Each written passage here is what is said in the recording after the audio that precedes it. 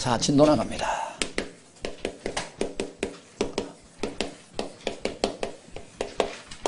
이걸 뭐라고 그래? 따라봐. 연맹왕국. 그러면 연맹왕국의 특징은 이제 봐봐. 여기 연맹이라 그랬지. 연맹이라는 말은 여러 사람이라고 하는 말이잖아요. 대답해. 그래 안 그래? 그러니까 이 나라의 특징은 왕권은 강하다 미약하다. 예, 왕권은 미약하다 그 말이에요. 그리고 뭐가 강성하다? 부족장이 강성하다. 이런 나라를 연맹왕국이라 그래. 알겠죠?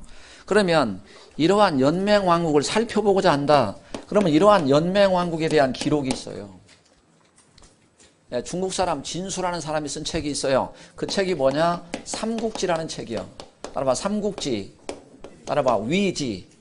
원래 삼국지라고 하는 것은 뭐냐면 중국의 위나라, 총나라, 오나라 이게 삼국시대예요. 우리나라 고구려 백제 신라처럼 이 삼국시대에 대한 역사를 기록낸 책이 삼국지요. 그 중에 위지는 뭐예요? 위나라라는 책이요. 위나라에 속해 있는 위지 동의전이라는 게 있어. 따라봐. 위지 동의전.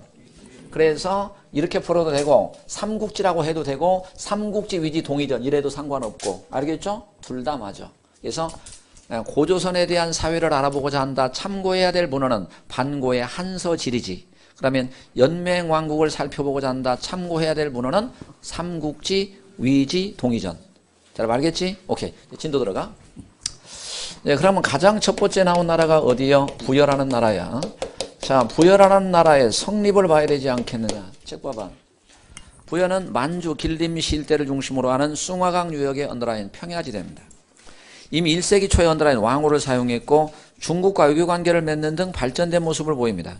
그러나 북쪽으로 선비족, 남쪽으로는 고구려와 접하고 있다가 3세기 말 언더라인 선비족의 침략을 받아 크게 쇠퇴했으며 결국 5세기 말 고구려에 편입되었다. 형광펜. 따라봐. 문자왕. 따라봐. 494년에. 그럼 잠깐만. 그러면 부여를 멸망시킨 나라는 어디요? 고구려요. 왕 이름은 누구요? 문자왕이요. 대답이 됐지? 이 정도. 그 다음 내려가자. 정치 및 사회.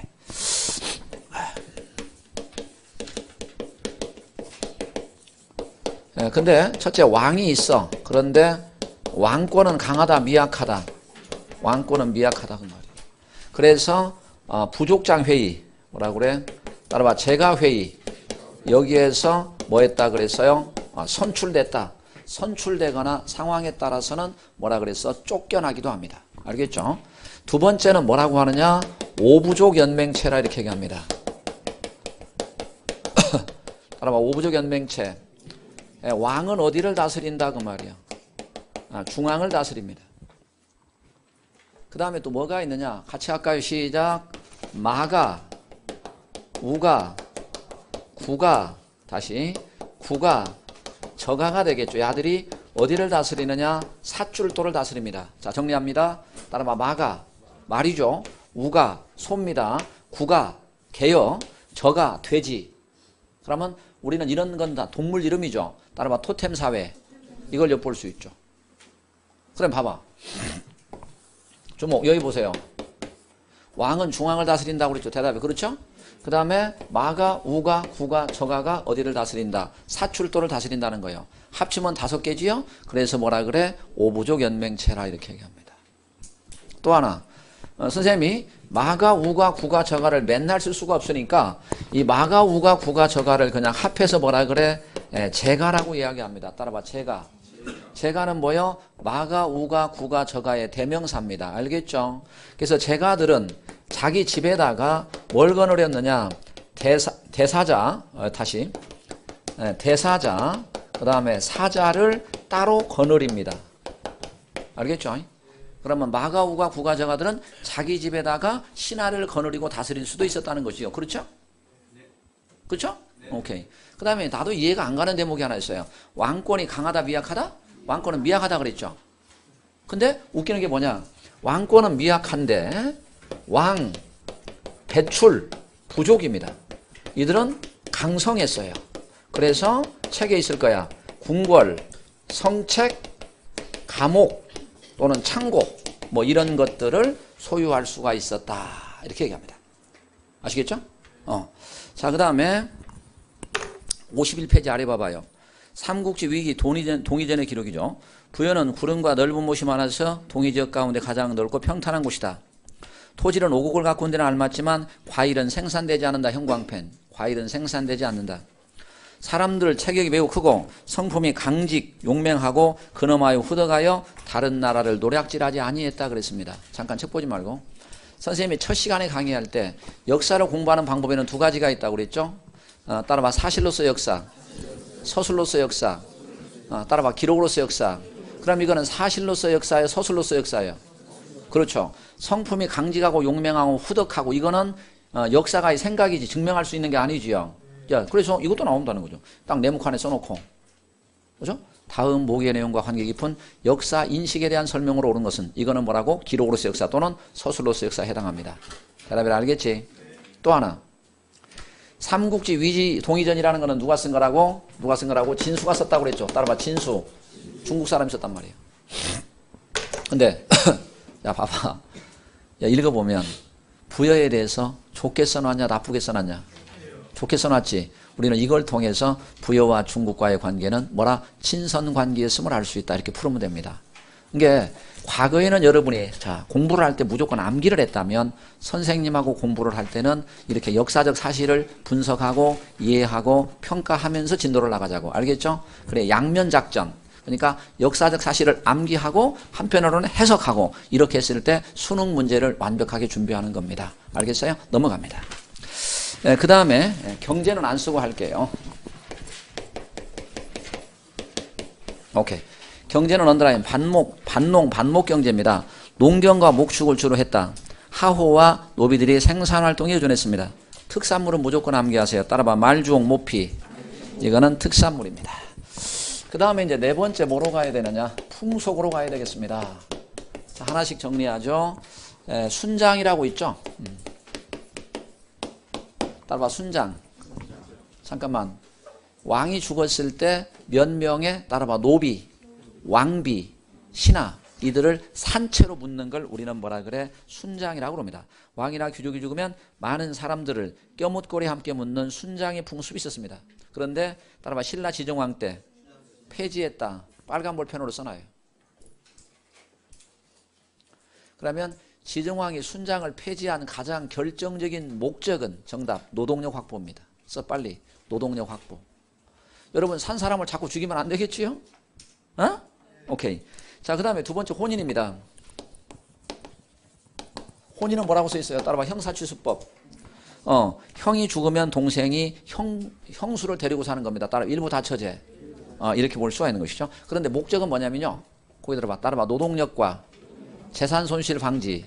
그래서 노동력과 재산을 확보하기 위한 것이다. 이게 시험 문제 정답이에요. 알겠어요?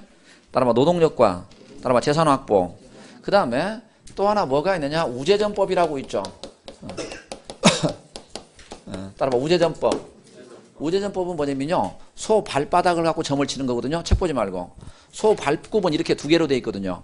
그래서 소를 잡아서 하늘에 제사를 지내고 발굽을 태워서 이게 벌어지면 흉하고 붙으면 길하다.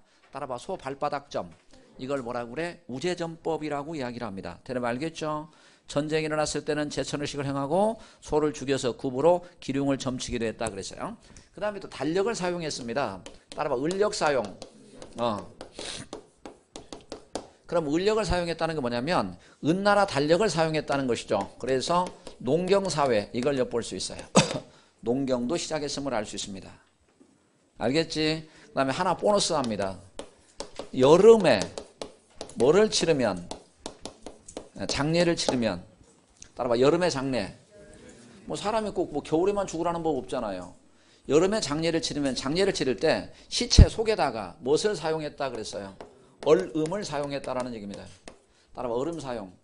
여름에는 빨리 식잖아. 빨리 시체가 썩잖아요. 빨리 썩지 못하게 얼음을 넣은 게 아니냐 이런 얘기입니다. 자, 그 다음에 이제 거기 보면 다섯 번째 뭐가 있어요? 따라봐. 제천행사. 연고 암기하고요. 수렵사회 전통을 보여주는 것으로 12월에 열렸습니다. 하늘에 제사를 지내고 노래와 춤을 즐겼으며 빨간 볼펜, 죄수를 풀어주기도 했습니다.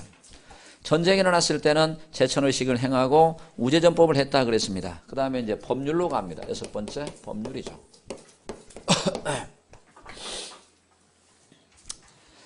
거기 보면 따라봐 살인자는 뭐에 처한다 그랬어요? 사형에 처한다 그랬어요. 가족을 뭐로 삼는다? 노비로 삼는다. 형광펜 이걸 연좌법이라고 합니다.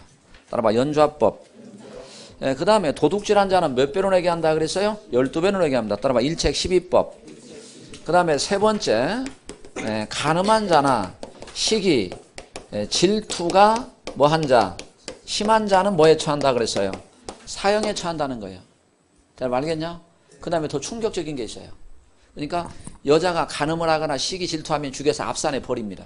따라봐 앞산에 버린다. 그러면 이제 그 친정아버지가 자기 딸의 시체를 찾아오고 싶겠죠. 앞산에 썩고 있으니까. 따라봐 시체를 가져가려면 사위네 집에다가 뭐라고? 노비나 우마를 배상해야 된다는 겁니다. 따라봐 배상금을 따라봐 지불해야 된다. 오케이. 알겠죠? 거기다 써봐. 바람직함 이렇게. 뭘 써? 그냥 한 말이요. 만약에 내가 집에 가서 이런 말 했다면 맞아 죽죠. 만약에 지금 사회에서 여자가 시기 질투하거나 간통을 했을 때 죽여서 다가공원에 버린다. 그래서 썩게 한다. 그래 봐요. 그런 법을 만들어 봐봐요. 남아있을 남편 몇 명 없죠. 알겠죠? 봐봐. 근데 잠깐만. 웃자고 하는 얘기가 아니고 원인을 찾자는 거예요. 그러면 웃자고 하는 얘기가 아니고 왜 부여에서는 여자가 시기 질투하면 죽여서 앞산에 버려서 썩게 했느냐. 그 이유는 뭐냐면 따라봐 형사취수법. 따라봐 일부 다처제. 그러면 하나의 남자가 여러 명 여자를 데리고 살죠. 여자들이 맨날 시기 질투하면 마당에 맨날 머리끄댕이 잡고 싸우겠죠. 그래서 따라봐 부여의 사회 구조가 여성들에게 불리한 법을 만들지 않았겠느냐 이렇게 추측을 하는 거죠. 됐습니까 이제?